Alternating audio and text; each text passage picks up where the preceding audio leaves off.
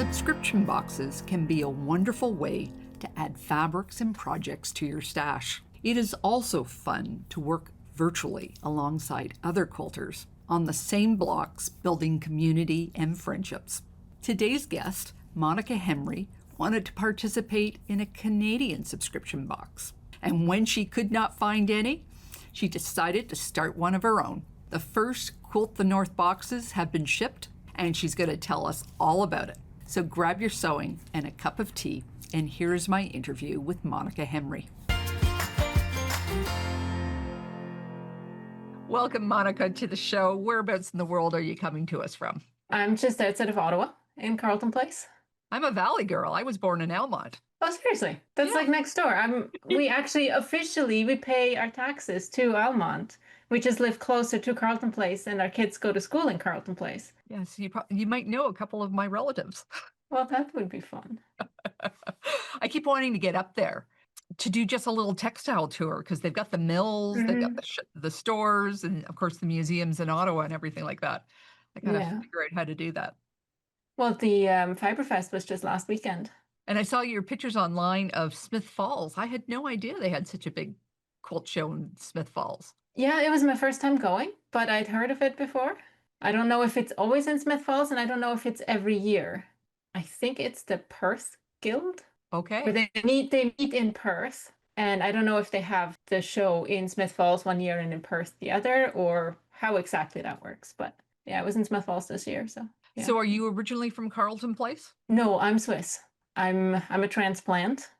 I moved here about 18 years ago, thanks to my husband, who is very much a local boy. So how did you meet? When I was in high school, I came here as an exchange student, and we happened to be in the same sort of circle of friends and kept in touch after that. Wow. My husband went to school in Zurich. He lived there for a little while. Knows all about the Swiss school system and how you have to write your letters absolutely perfectly. Yeah. We have our teachers are very keen on good handwriting. But right up to through high school, like yeah. Illegible essays get returned, not marked. Interesting. No, I went to a university in Zurich. So did you grow up in a crafty family? Yes. My mother is a porcelain painter, and she had her own studio and school for a while. That she opened it when we were early teens, me and my brothers. Even now, she still teaches. And I remember she used to take us to the zoo for drawing the animals. So we all had our own little sketchbooks and pencils, and we would draw the animals, and we're always like encouraged to make our own things. If we wanted something like a costume, here's the box of fabrics and old costumes, make something, do something. It rubbed off.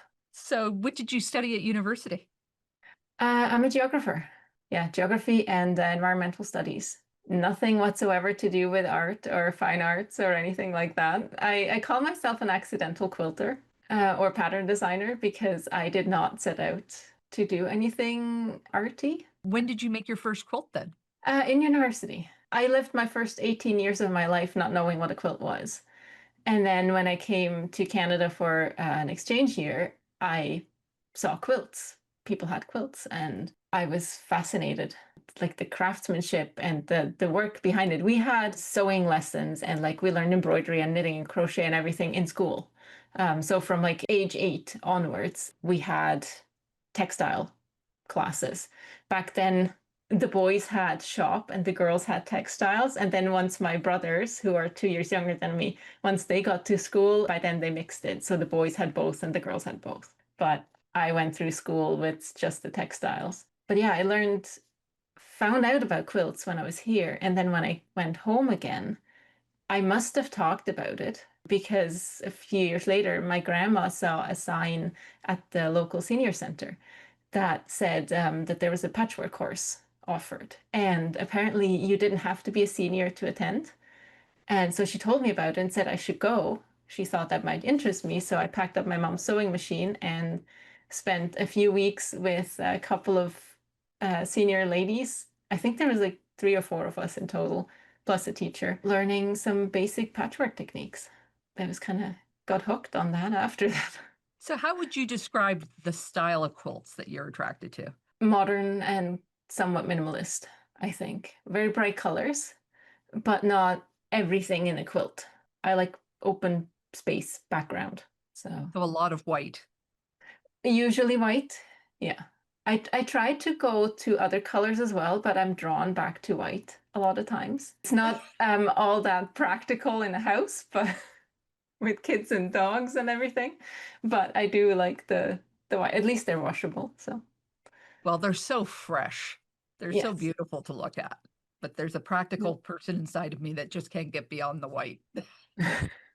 I can have a drip on a shirt in seconds. I can't imagine what I'd do to a white quilt. Well, a lot of mine actually now don't get used just because we have so many in the house that I keep the really crisp white ones for trunk shows and stuff. And certain ones get used on the couch. So when did you turn from your first quilt into turning it into a business? I sent my first pattern in to a magazine to Make Modern. I think it was 2018. I was working at a local fabric store, and by then, I had gotten to the point where I drew most of my own quilt designs. So I was always doodling, and I brought a doodle in to work during my break, and I showed it to my friend that I was working with. And she said, "Oh, you should send that in to Make Modern. They're always looking for new pattern designers." And I remember telling her, I'm not a pattern designer. Like, why would I send that in?" And she kept kind of pushing me a little bit and encouraging me to send it in. And they actually ended up taking it. So then I had to learn to write patterns in a hurry because I had no idea. I just drew them for myself and then figured out how to do it. And I knew what I was doing because I drew it. But I had never tried to explain to somebody else how to make it.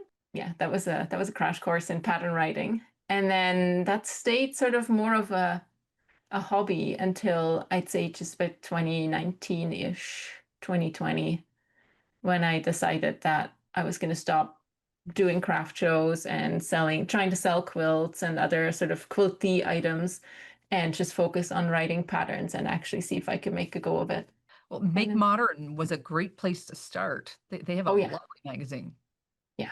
And I've written a number of patterns for them now over the years. I really love working with them. They're super nice and a good magazine to work with. So Amazing that it's on the other side of the world, though. yeah. I mean, I like reading the magazine too because it's digital, they can put so much in it that you are limited when you're printing the magazine because it's just cost and all that. So it's usually like around 100 pages. Like whenever I get it every couple of months, it's like, ooh, let me block off a couple hours and read my new magazine. So, do you also teach? Yes. I saw that you're doing an improv class.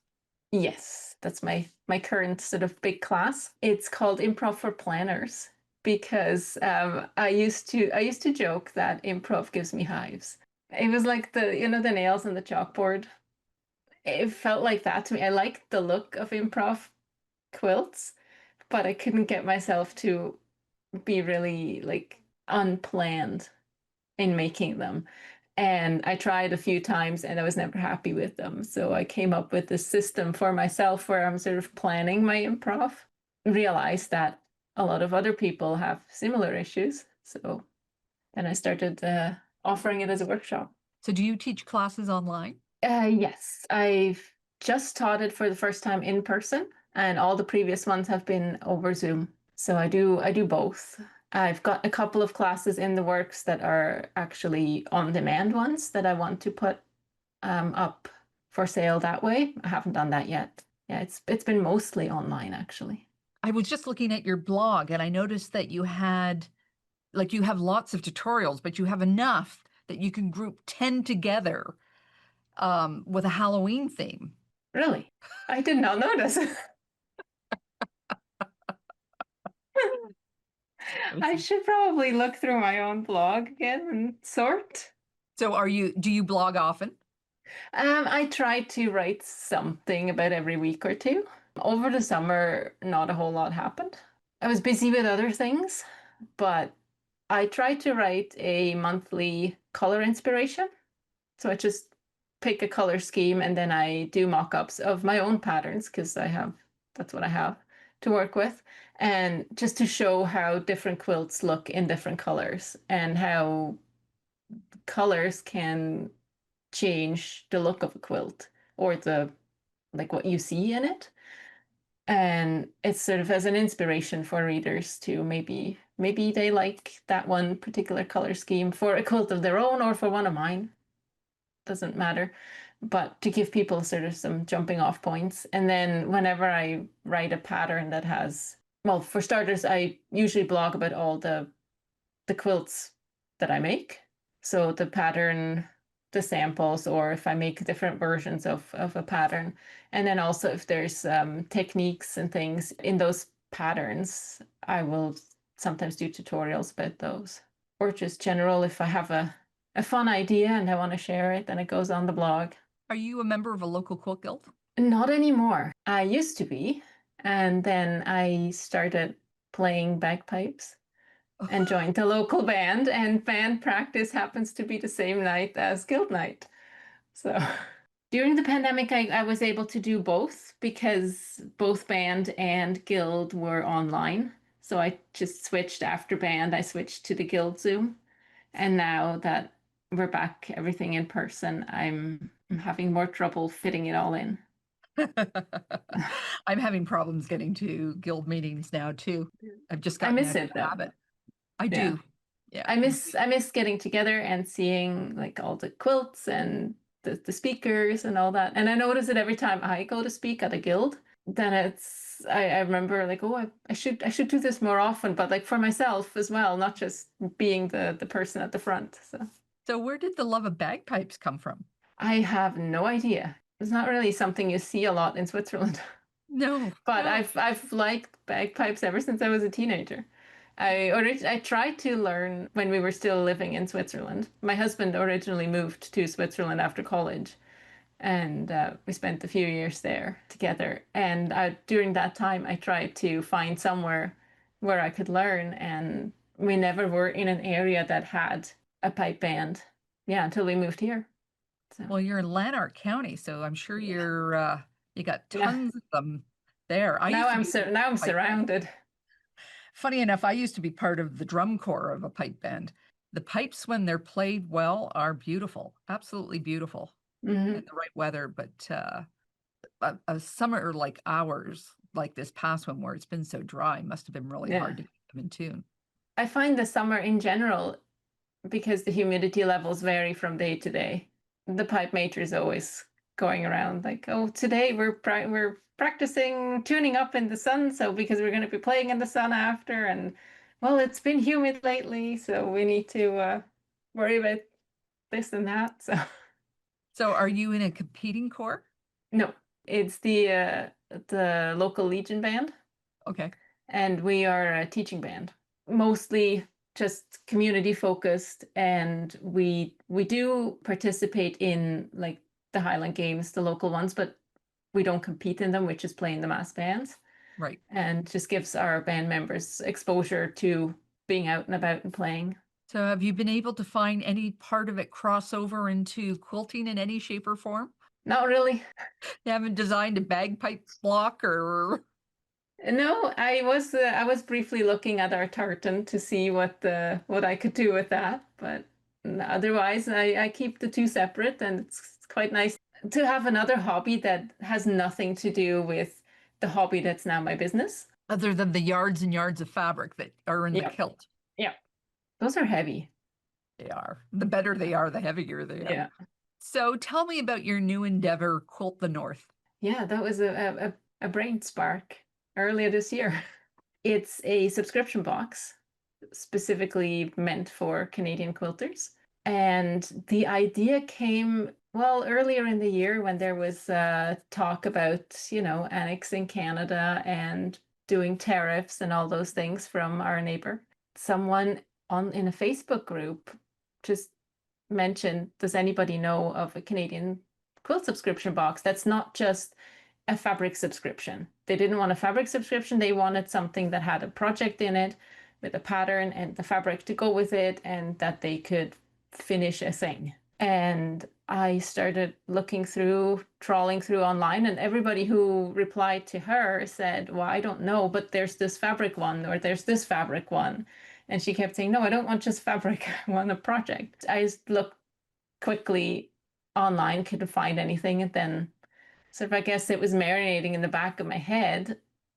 And one day when I was driving home, and all of a sudden this idea popped in my head of, what if I did something like that? I remember thinking, sitting at the stoplight thinking, oh, do I wanna? Because it was a bit of a scary thought to pull something like that off. Yeah, it wouldn't leave me alone until I had an idea. So Excellent. So you've reached out to, I presume, Canadian fabric companies. yes, yeah. The whole idea of the box is that I want it to be as Canadian as possible. We feature a Canadian pattern designer each time. It comes out quarterly, so every 3 months. So for each box, there is a pattern designer that designs the main pattern in it.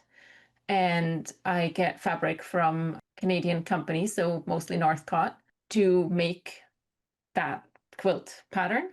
And then the rest of the box is designed around the area, town, city area where this pattern designer lives. It's a bit of a make a quilt and also a bit of a get to know Canada. Okay, so your Uh, first box, has it gone out yet? yes, it just went out last week. Where does the first one take place? The first one is Newfoundland. Newfoundland. So my first pattern designer is Leanne Parsons. She's online at Devoted Quilter, and she designed a lovely mini quilt that went in the box. I bought the fabrics for it. The other things that are in the box are sort of, I don't know what to call them. They're kind of souvenirs slash goodies slash bonuses. I don't know. I try to, for all of the boxes, to work with local artists. So from the area where the pattern designer is from, to put something in from that area. So this one has a print from a St. John's based artist. She paints watercolors. So we have a print from her in there. And then I design a FPP block for each of the boxes that also is somewhat based on local area. And in this case, it was an iceberg. And then there's info about the pattern designer, info about the region, some like local recommendations from her. What if you were to visit, should you go? What should you see and do? That all sounds absolutely fabulous. What a wonderful way to do a subscription box. I noticed that a lot of people, quilters, don't know if a quilt pattern designer is Canadian. We kind of tend to all blend together between Canadians and Americans, and sometimes even UK-based or Australia-based designers. It's just everyone's English speaking. A lot of people assume that we are all American, and they don't realize that certain people are actually local to them. And so part of the aim of the box is to showcase local talent so people know who the homegrown pattern designers are. And then I want to take people kind of on a little tour across the country. I also like that you're doing it quarterly and not monthly. Yes, that is partly because I didn't think people would have enough time to make every project. And also, I'm very glad now that I did it that way because I would not be able to keep up. Having sent out the first one, yes, I'm very happy that I didn't try to make it more often than every 3 months. Well, I agree with you. I think when they come faster than that, you don't have a way to consume it, too much fabric too quickly. Yeah. I mean, some people quilt every day, and others have maybe a couple hours on a Sunday evening. Yeah. So I want to make sure that everybody gets a chance to make their projects before the next one is sitting there, and then it becomes a little bit of a to-do list of, oh, I haven't even done last month's yet, and now the next one came in, and now I feel stressed. And it shouldn't stress you. It should be your hobby and your, de-stress. So how many new skills did you need to learn to get this off the ground? Just a few. Well, no, it was a fair bit of a learning curve with the whole getting a wholesale account and learning how I've never ordered fabric before, like directly. I've gone to my local shop and they are the ones that keep bolts in stock and make sure they have what they need, and the timeline for how long it takes for stuff to come in and all that. So there was definitely that. And then just the general logistics of having everything line up and be ready at the same time so that I can actually package it. I ended up with some fabric back ordered. So 2/3 of the boxes went out last week, and the other third is still waiting. Fabric supposed to come hopefully by the end of this week, maybe beginning of next week, and then I can send the next batch out. Yeah, that must be hard. I just give you a lot of credit for doing that. Did you have to rearrange your home, or do you have a space that's big enough to put all these kits together? Because of our family business, we own a farm that has an empty farmhouse on it. I was able to move all my stuff in there because, yeah, I wouldn't have room at home. I overtook the living room at the farmhouse and put tables in there and shelving for the cardboard boxes and all that stuff. Oh, wow. I can see you filling that up. Well, and then I was carting bolts of fabric back and forth between my house and the farmhouse because the tables at the farmhouse are too low to properly cut. So I brought everything home to my cutting table that's at my height and then folded it and carted it back, and it's definitely a logistical undertaking. And I Yeah. think if I had realized just how much work it was, I might not have done it. But now you're in it. Now I'm in it. I'm enjoying doing it. That's the thing. It's a bit like Christmas when you make all the parcels for everybody and you can't wait for them to open them. It's like that. It's just times a few more. So, how far ahead are you having to work on the other ones? I'm sure you must have envelopes and then pockets of ideas and everything are going into each one as the months come across. Or the It's mostly, yeah, notes on my phone, but yes, I am currently definitely organizing the December box and starting with next year's March box. This first one was a bit of a delay because I just started it. So I heard the phrase the other day, building the airplane while you're flying it. Yeah, felt like that. I was kind of, oh yeah, I need this. So then I made that, and Leanne was really helpful with like telling me from her side as the pattern designer what she needed from me and how soon she needed stuff so that I could get a system going that will then work for future boxes. Basically, with hers, with the first one, I did everything like right as I needed it. Now I have things in place that I can start working ahead. That'll hopefully make it a little less frazzled. So, are you going across the country or are you going to jump east and west, alternate? Jumping around, depending, it depends on who the designers are that signed up and what month they said they would be able to do. We're staying a bit East Coast area for the second one, and then heading across the country and then back a little again. How many other people in your family are helping you get this off the ground? Everybody.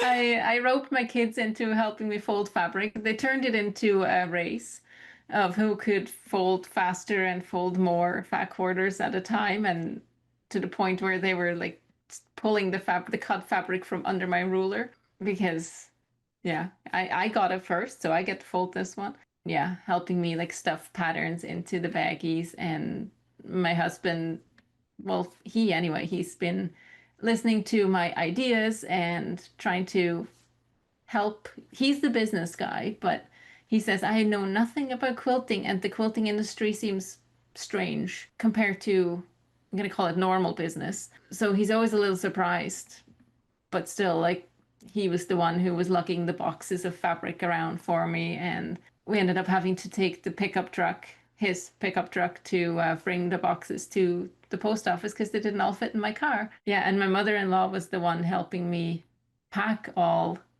the boxes that we just shipped out.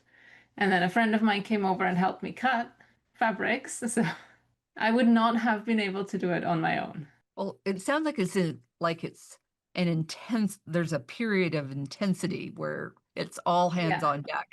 Yeah. Because you have to wait No, going into the next boxes, I can order some fabric ahead of time because I know I have so many subscribers who signed up for either 6 months at a time or a year at a time. And so many of the ones that are paying every 3 months, they will renew. But for the first one, I had no idea how many I could expect. It could have been 20, could have been 200, ended up being even more than that. Yeah, so I ended up having to wait until cutoff date before I could order the fabric because I didn't know how much I was going to need. And then I had to cut everything all at once and order the boxes and the tissue paper and all the things that were going in the boxes. And for future ones, I can do some of it ahead, but I do still have that cutoff just before the box ships out where everybody's cards get charged for the next one. And then I have the final number. And that is only 3 weeks before the box goes out. 2.5 weeks, actually. So I have 2.5 weeks to pull everything together. And that is a lot more intense than I expected. A thought that came to me was that if you were ever at a show, you could sell off the older boxes that didn't go, Hmm. or maybe you had ordered and some Yeah. credit cards didn't go through, or just to finish off a bolt, you made a couple of extra stacks. Yeah. That would be a way of selling those off. Yeah. Yeah, that's actually a good point. Like I ordered more items for in the box than I had actual subscriptions, just to have some spares in case somebody saw it and wanted one and didn't want to wait until December, or I wanted one for myself to start with. Yeah. But I just wanted to have a few extras, and then if I don't need them all for that, like that way I could put them on in my shop, and people who missed it would be able to go back and get one. Yeah, and then I guess you're kind of at constraints of quantities, like for ordering the packaging and ordering the tissue and things like that. All those have Yeah, quantities attached to them, so you'll have a little bit. You've got to order the extra, as you say, in case something yeah, happens. yeah. And the one thing I think that's a bit different with a fabric subscription than it is with any, like, say, beauty subscriptions or whatever. Bolts of fabric, oh, maybe I can only cut 10 cuts out of this bolt, or maybe I can get 11 out of the next one. And if you need just one more cut, you end up buying a whole bolt that you then have extra fabric. So Yeah, they've that's got also a bit of a logistical thing I had to learn to yeah, figure some out. bolts So, have 15 meters, some of them have hmm 12, some of them have 10. yeah. In the garment business, there's Hmm. also this assumption of wastage. So Yeah. that you have to order like 25% more or 15% more or whatever, because there's going to be things that get Yeah. wasted. So it's hard to know those going in what that number is actually going to be. Yeah. Yeah, that was another thing that I didn't realize. Well, I kind of knew from working at the fabric store that not all bolts have the same amount of fabric on them, but I didn't remember just how widely they can vary. I calculated by how many bolts I was going to need, so that's what I told my fabric rep. And then for the one fabric, actually, it turned out that they were all smaller than I thought. Hmm. And instead of he ordered in meters from Northcott, I ordered in bolts from him because I thought all bolts are this big. Part of it is back ordered, but with the back order, I said, I just get like two more of that as well because I realized that these are smaller than I thought. And I told him I needed 10 of it, but I actually need 12. That was also a bit of a learning thing. Well, I know now that I have to order meters, not bolts. Yes. So I think that'll solve the problem for future boxes if I know I need so many meters of whatever fabric. Are you doing fat quarters or are you doing fat meters? This first one was yards. The next one will be in meters. That depends on what the pattern designer works in Right, and right. what they put in their pattern, what they want. After working on all these boxes that you've employed your family to do, have you passed on your love to any of your kids? They both know how to sew and how to make little quilts, but neither of them is really interested in doing anything. They like knowing that they could do it if they needed to, but it's not their hobby. Do you put a label on your quilt? On my own, no. I know I should, but I rarely do. If I give it to somebody, if it's a gift, then yes, I label it. But the quilts that are at our house, they rarely have a label. Do you put a label in the subscription box? No. I label the fabrics with sticky labels, but there's no label in the box Yeah, for people to use. all that stuff to be labeled too. Amongst your own quilts, do you have a favorite? Usually the last one I did. So Which is at the moment it's Dancing Hearts. It was in the Make Modern actually earlier this year. They're ombre hearts in sort of sets of four, and they look like I they're know that dancing. one. I do know that one. That was a really nice quilt. I really like that Thank one. you. I keep wanting to do a video of all the heart quilts that you could make on Valentine's Day. And I remember Yeah, seeing that one going, that one's pretty nice. thanks. No, it's my current favorite. Also the way like the photos turned out. It ended up on the cover of the magazine. So Yeah. I was very happy with that. But I remember taking the pictures and thinking, wow, this is a really photogenic quilt. And then when I sent it in, apparently the ladies They at Make Modern thought so too. So I noticed you quilt on your domestic sewing machine. Do you ever use yes, a long armor? most of my pattern covers are long armed.